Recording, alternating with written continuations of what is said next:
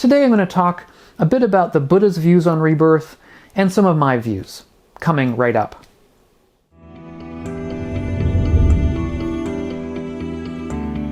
I'm Doug Smith. I'm director at the Online Dharma Institute.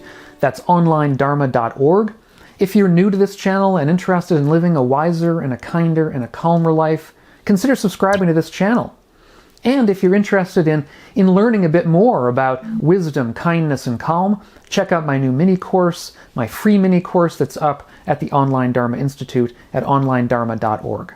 I did a recent talk about the history of the rebirth idea within the world, in the West and in the East.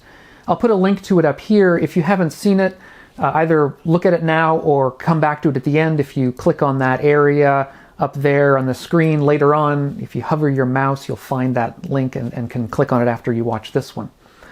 Now, but the basic upshot, or at least one of the upshots of that video, is that the Buddha did believe in a literal rebirth. He believed that we were reborn over time.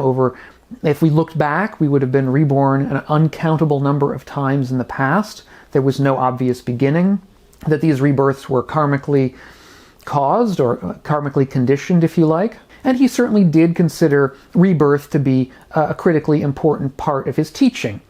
Most importantly, because one of the critical parts of his framing of the Dhamma, or his framing of his teaching, was as an escape from samsara, which is understood to be this kind of eternal return, this kind of eternal rebirth, which he believed was a problem. He believed that this involved us being within a nexus of basically an infinity of suffering or unsatisfactoriness. And so he saw his path as one of escaping from that beginningless wheel. And as we mentioned in the prior video, the Buddha had a very empirical way of approaching reality, that you had to see things for yourself. And the Buddha believed that he had seen rebirth for himself. He believed that within a meditation, as he reached awakening, just as he reached awakening, he was able to see his prior lifetimes. And he believed he was able to see the karmic causes and conditions that caused each lifetime to arise and pass. And he believed as well that, strictly speaking, any of us could reach that perception, could reach that ability of seeing prior lifetimes in a particular way. In other words, by perfecting our achievement of the fourth jhana.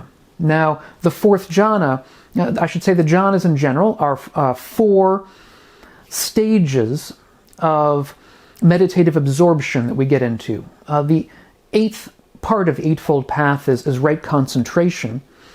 And part of, I would say, the essence of right concentration in early Buddhism was this ability to reach these states of absorption, which were very, very pleasurable. The first one was intensely pleasurable, and the other ones became more refined. Their pleasure was more refined, the second, the third, and the fourth, more refined kinds of pleasure. And once you could reach the fourth, which was the highest jhana, there were other meditative states that were different, that were also high in certain respects, but were not considered jhanas in the early tradition. Once you could both achieve that fourth jhana and really mastered it, you then gained for the Buddha, he believed, you gained certain kinds of, we might call them supernatural abilities. And one of those supernatural abilities was the ability to see past lives. Now, the Buddha believed that his experience of these past lives was veridical. That is, that meditative insight gave him correct information about the past, that it wasn't simply a kind of confabulation. In the same way that the Buddha also believed that at night, at least in certain, as it's come down to us in certain of the suttas, that sometimes at night he would have conversations with devas, or if you like, gods, or demigods, or whatever you want to call the Buddhist idea of a god. They weren't eternal beings, they were simply very powerful but mortal beings that were supernatural in a sense. They were outside of our ordinary understanding. But in any event, the Buddha believed that he had conversations with these deities at night. And he believed that those conversations, or at least as they come down to us in the text, they are portrayed as being real conversations with real deities. He did not, for example, believe that that these were kinds of lucid dreams, which is how we might interpret them nowadays. Now, I've just, in this past couple of minutes, used a couple of words. I've mentioned the word confabulation, I've mentioned the word, or the phrase lucid dream. These are, for the Buddha, in the Buddha's day, these would have been anachronisms. That is to say, they're not from his time.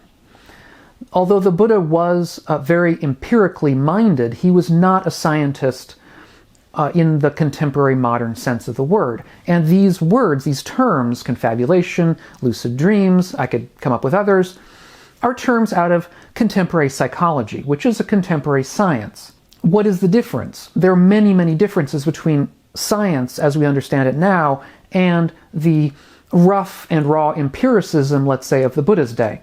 Now, science now involves things such as peer review, where you have an antagonistic group of scientific peers in your field who have a similar understanding of the data, who are antagonistic to you in the sense of wanting to prove you wrong in a way.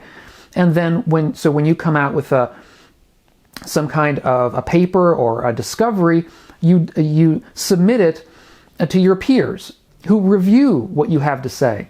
And they do this without you knowing who they are. In other words, it's behind a sort of a wall. The publisher will release your paper to certain people, and you don't know who's reviewing it. And that way you can't, let's say, retaliate for a bad review. It also involves what's in broad terms called the experimental method, of coming up with ways of designing experiments so that other people can replicate those experiments and see whether they come to the same conclusions you do. Of coming up as well with sophisticated statistical controls around those experiments so that you make sure that whatever results you're coming up with are statistically valid, that they're not just simply a fluke of chance. So all of these are, and many others that I haven't mentioned, are hallmarks of science, the scientific method, of contemporary ideas of what science is. And the Buddha was not a scientist in any respect. He was an empirical, rough and ready kind of empirical thinker of his time, one of the most empirical of the ancient world, we can say. A very brilliant and deep thinker, a very wise thinker, and one who was interested in what his senses and his mind brought to him. Now, my own views on rebirth is what I want to get to now. I'm not going to go into a whole lot of detail about my reasoning, about why I don't particularly believe in rebirth. I have an online article, an article that I wrote several years ago now. I'll put a link to it down below in the notes, I should say, to this video. The reason I'm not going to go into all this, one reason is it's a lengthy article. But more importantly, my finding in these kinds of things is that minds are very rarely changed.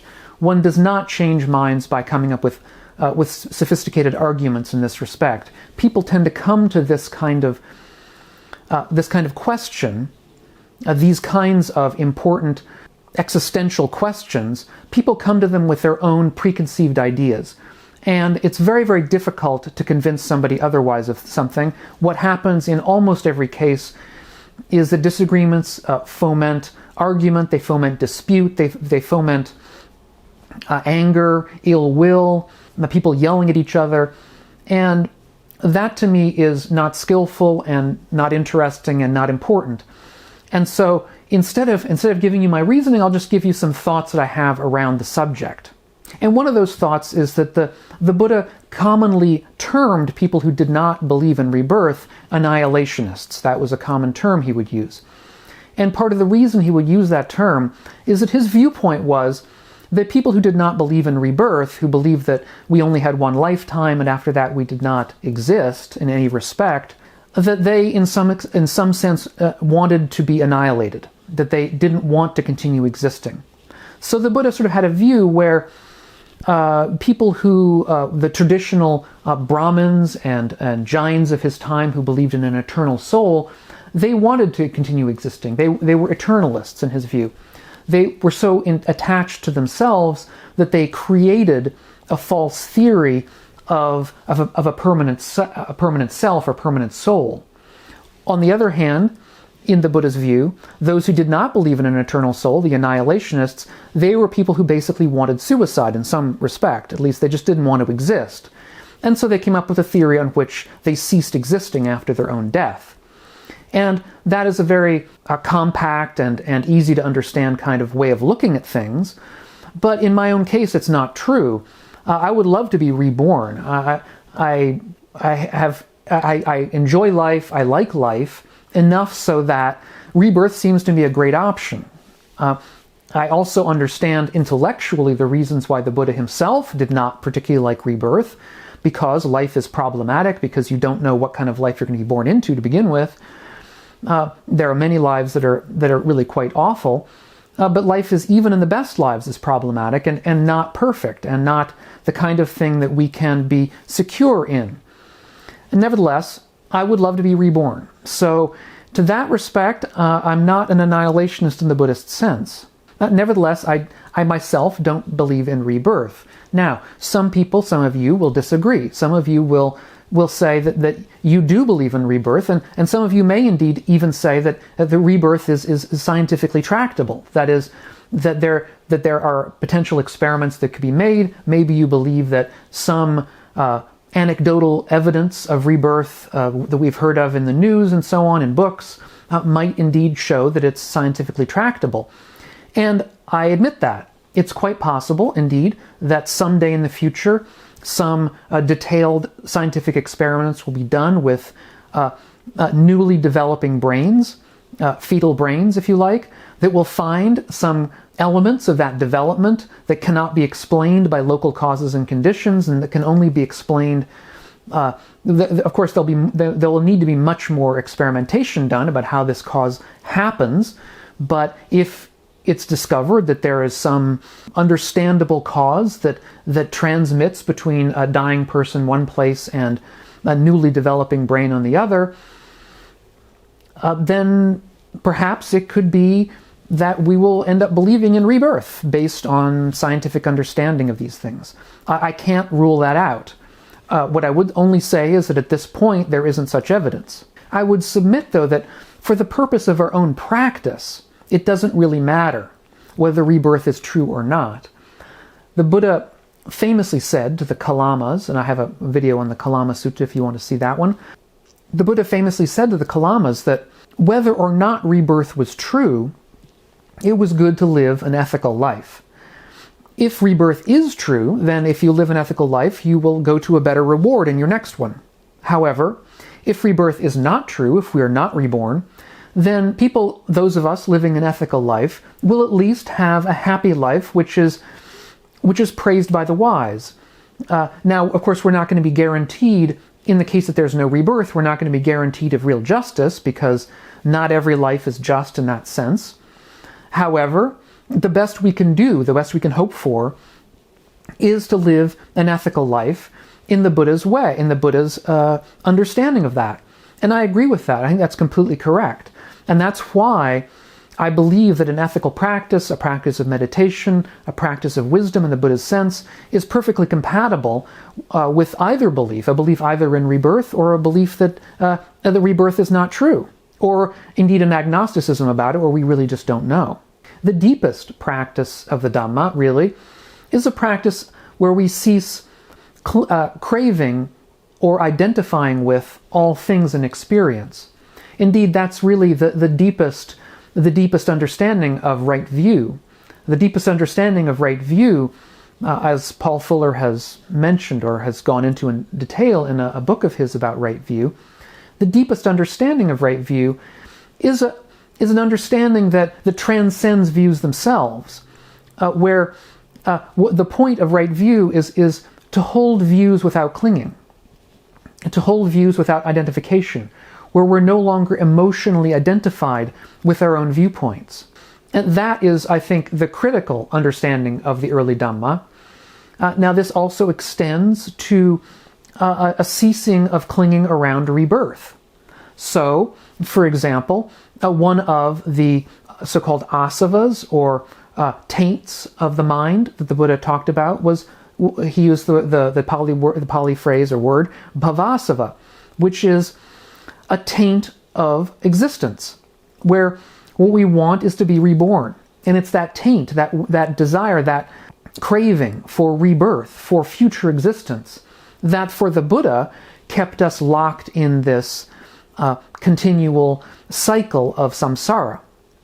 For those of us who may be skeptical of rebirth, we may say that bhavasava, while it may not have that particular condition, it may not have that particular effect, nevertheless, it has a different effect, which is that it keeps us worrying about our own mortality. It keeps us obsessing about the end of our own lives. And so, by overcoming bhavasava, by overcoming this taint of existence, by relaxing around the potential of our own ceasing to exist, we will indeed be making our lives better. We will indeed be coming up with right view in regards of existence. So whether rebirth is true or not, the issue is one of clinging. The issue is one of craving. Craving, after all, being the second noble truth. That all of dukkha, which is really the point of the teaching, all of dukkha comes up around craving. And so if we can cease craving, and in particular cease identifying ourselves emotionally with things, and in particular emotional identification with our own viewpoints, then we will be less likely to, let's say, take offense with people who disagree with us about certain things, even certain aspects of the early Dhamma, in particular, let's say, rebirth. Because whether or not rebirth is true, getting into arguments and disputes about it is not, shall we say, helpful, is not, shall we say, skillful in the longer term. It's not going to help us. The Buddha himself said that when he taught, it didn't bother him whether people loved what he was saying or whether they completely disagreed with what he was saying. Either way, his mind was placid. And that is the practice of ceasing to identify with views that is, I think, at the heart of right view in early Buddhism, and one of the Buddha's wisest teachings. So either rebirth happens or it does not, and arguing about it or disputing it or getting angry with somebody over it is not going to help, is not going to change anything. It's not going to change the facts. The facts are the facts, no matter what you believe about them. The truth is the truth, no matter what you believe, and this is true for people on either side of this debate. So if you're finding these videos of mine useful to you in your practice in your life, take a look at my Patreon page and consider helping out the channel. You'll also be able to get discounts on courses that I give over at the Online Dharma Institute. That's onlinedharma.org. Thanks so much to my patrons over on Patreon. Thanks so much to all of you. Consider subscribing. Give it a thumbs up if you like it. You know the whole deal. And I hope we'll catch you on the next video. Meanwhile, all of you, be well.